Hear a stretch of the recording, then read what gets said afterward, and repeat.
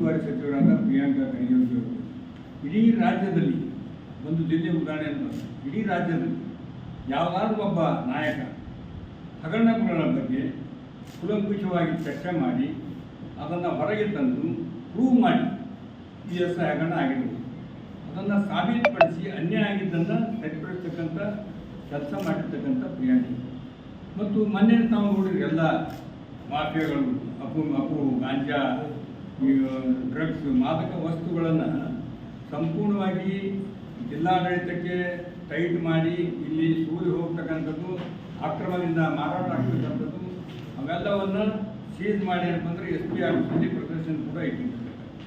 ಇಲ್ಲಿ ಅವರು ಬಂದ ತಕ್ಷಣ ಇದೇ ಸರ್ಕಾರ ಬಂದ ತಕ್ಷಣ ಇಲ್ಲಿರ್ತಕ್ಕಂಥ ಎಲ್ಲ ಕ್ಲಬ್ಗಳನ್ನು ಕೂಡ ಬಂದ್ ಮಾಡಿ ಎಲ್ಲರಿಗೂ ಗೊತ್ತಿರ್ತಕ್ಕಂಥದ್ದು ಇಡೀ ರಾಜ್ಯದಲ್ಲಿ ಜಿಲ್ಲೆಯಲ್ಲಿ ಎಲ್ಲೇ ನಡೆದರೂ ಕೂಡ ಗುಲ್ಬರ್ಗದಲ್ಲಿ ಇವತ್ತು ಕೂಡ ಬಂದಿದೆ.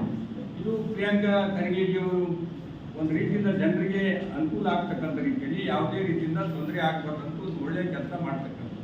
ಇನ್ನು ಅವ್ರ ಬಗ್ಗೆ ಯಾಕೆ ಬಿ ಜೆ ಪಿಯವರು ಪದೇ ಪದೇ ಆರೋಪ ಮಾಡ್ತಿದ್ದಾರೆ? ಯಾವುದಾದ್ರೂ ಒಂದು ಮಂತ್ರಿ ಸ್ಥಾನ ವಹಿಸ್ಕೊಂಡ್ರೆ ವೈಫಲ್ಯ ಏನಾದರೂ ಇದೆ? ಅವರು ಮೊದಲು ಸಿದ್ದರಾಮಯ್ಯ ಕಾಲದಲ್ಲಿ ಕೂಡ ಮಂತ್ರಿ ಆದಾಗ ಕೂಡ ITBT ಮಂತ್ರಿ ಆದಾಗ ಇಡೀ ರಾಜ್ಯದ ಜನ ಅಷ್ಟೇ